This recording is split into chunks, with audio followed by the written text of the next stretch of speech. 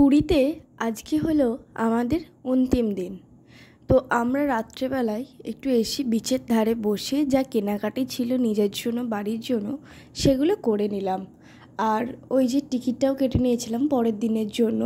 তো পরের দিনের ট্যুরটা আমরা কোথা থেকে করলাম, কি দেখলাম, আর প্রাইভেট বাসেতে ট্যুরের সুবিধা অসুবিধা সেই সমস্ত কিছু ইনফরমেশনই আমি তোমাদেরকে দেব। তো ভিডিওটা কন্টিনিউ করতে থাকো তোমরা। আর এই ট্যুরটা আমরা কমপ্লিট করার পর কিন্তু আজকে রাতের ট্রেন ধরে বাড়িও ফিরে যাব।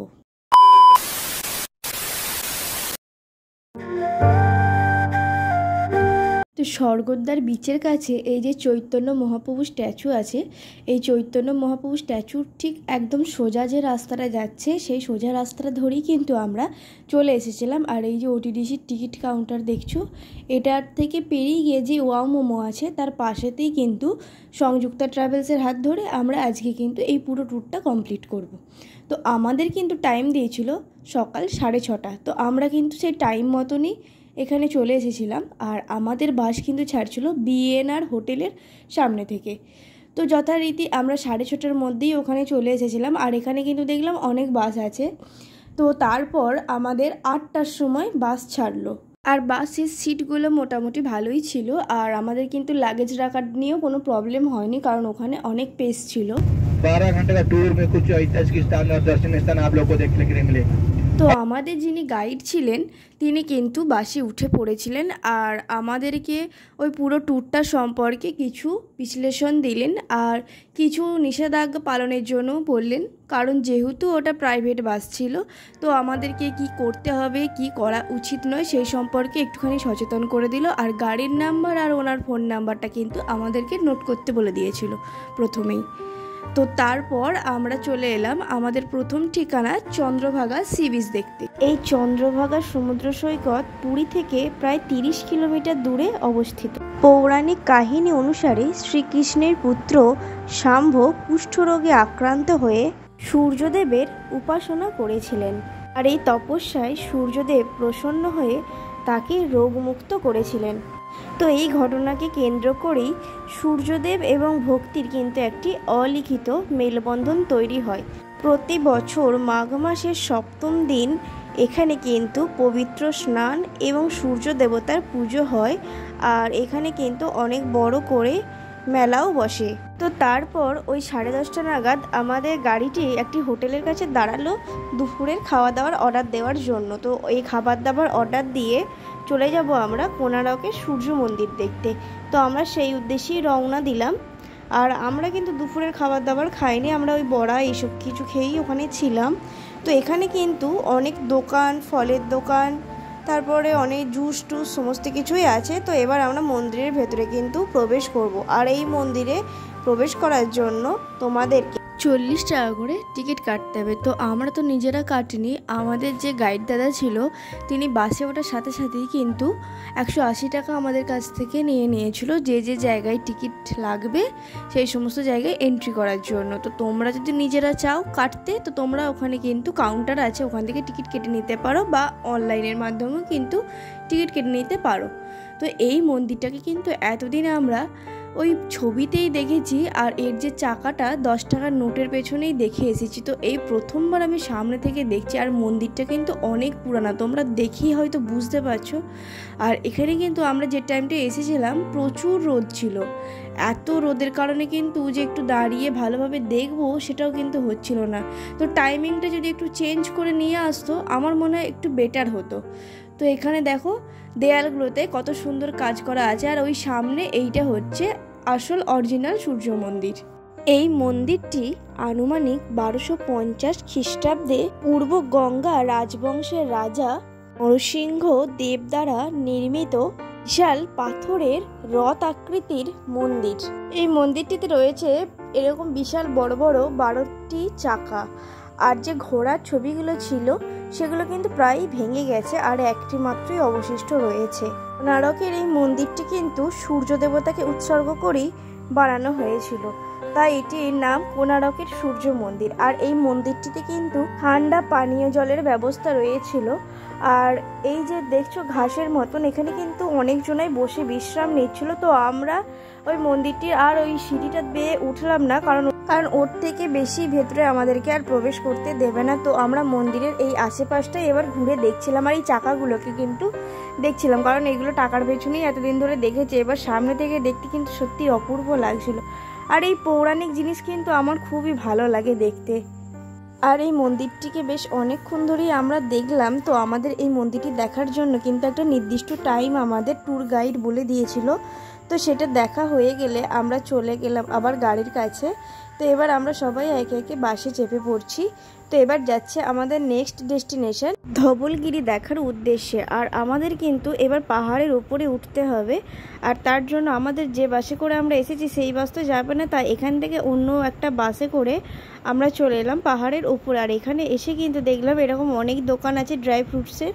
তো তারপর আস্তে আস্তে আমরা এই ধবলগিরির সামনে কিন্তু এলাম। আর এই মন্দিরটি কিন্তু খুব সুন্দর দেখতে ছিল।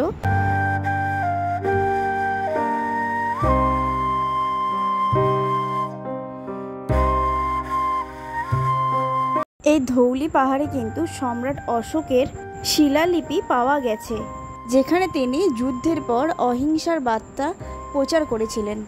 আর এই পাহাড়ের ওপর থেকে সামনে যে নদীটি দেখা যাচ্ছে সেই নদীটির নাম হলো দয়া নদী। কলিঙ্গের যুদ্ধ কিন্তু এই দয়া নদীর কাছেই হয়েছিল। আর সেই যুদ্ধের ফলে এই নদীর জল কিন্তু পুরো লাল হয়ে গেছিল। এই কলিঙ্গের রাজা উৎকল এবং সম্রাট অশোকের মধ্যে কিন্তু এই যুদ্ধ হয়েছিল। তো সম্রাট অশোক কিন্তু প্রায় 1.5 লক্ষের ওপর মানুষের প্রাণ নিয়েছিল। এই যুদ্ধটি হয়েছিল কলিঙ্গ ও মগধের মধ্যে। তো যে মাঠে যুদ্ধ হয়েছিল সেই মাঠে কিন্তু ওই সৈনিকের রক্তগুলো কিন্তু গড়িয়ে গড়িয়ে দয়া নদীতে পড়েছিল, যার ফলে তার রং কিন্তু পুরো লাল হয়ে গেছিল। আর সেটি দেখার পর সম্রাট অশোক কিন্তু তার অস্ত্র ত্যাগ করেছিল এবং শান্তির রাস্তাতে তিনি চলতে শুরু করে দিয়েছিল এবং তিনি বৌদ্ধ ধর্মে দীক্ষিত হয়েছিলেন এবং গোটা বিশ্বে তিনি তার শান্তির বাণী প্রচার করতে শুরু করেছিলেন।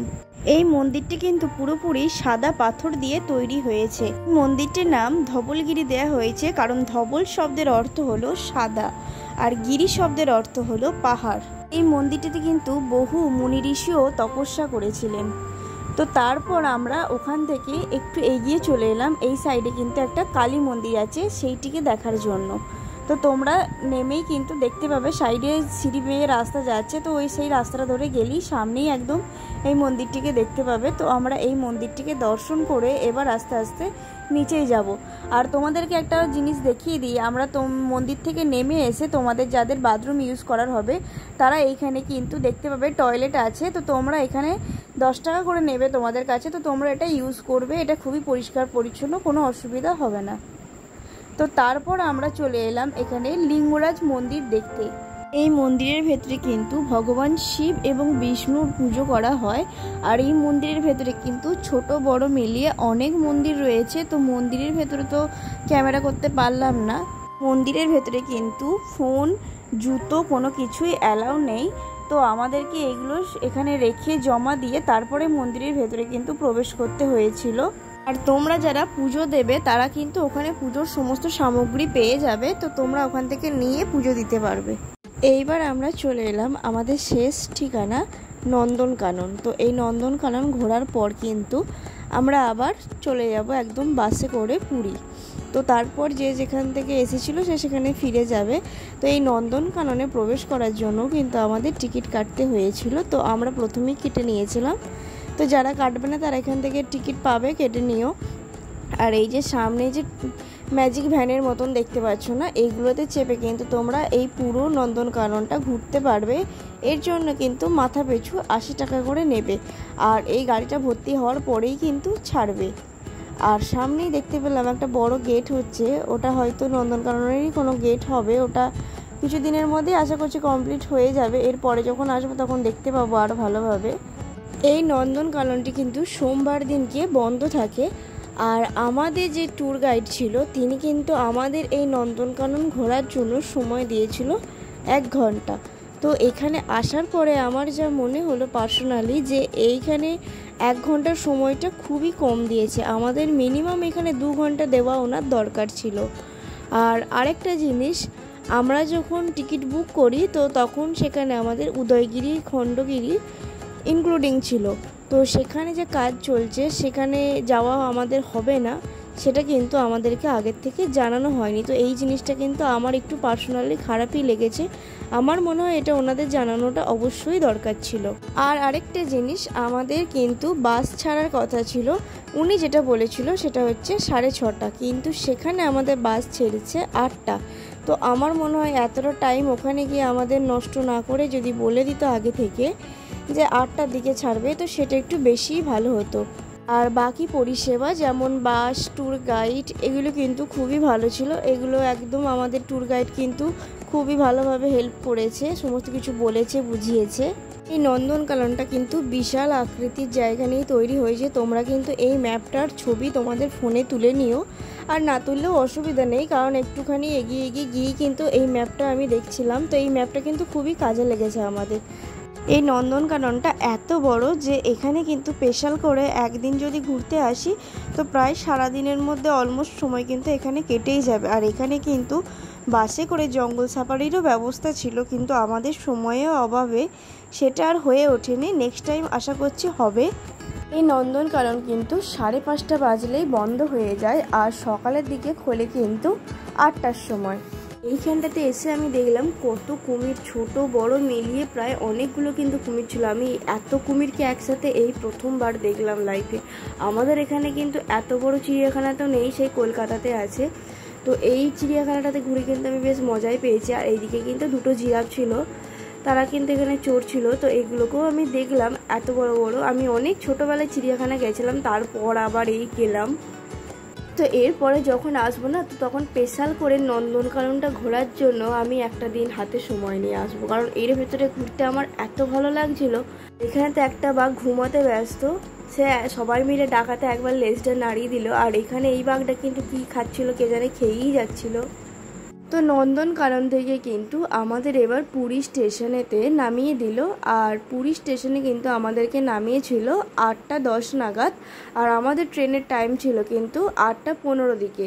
তো আমাদেরকে কিন্তু বুক করার সময় বলা হয়েছিল 7:30টার মধ্যে নামিয়ে দেবে। তো কোনো কারণবশত একটু দেরি করেছে, যার জন্য আমাদেরকে একটু ফ্যাসাদে পড়তে হলো। যাই হোক, ট্রেনটা ফাইনালি আমরা মিস করিনি, একটুর জন্য ট্রেনটা পেয়েই গেছিলাম।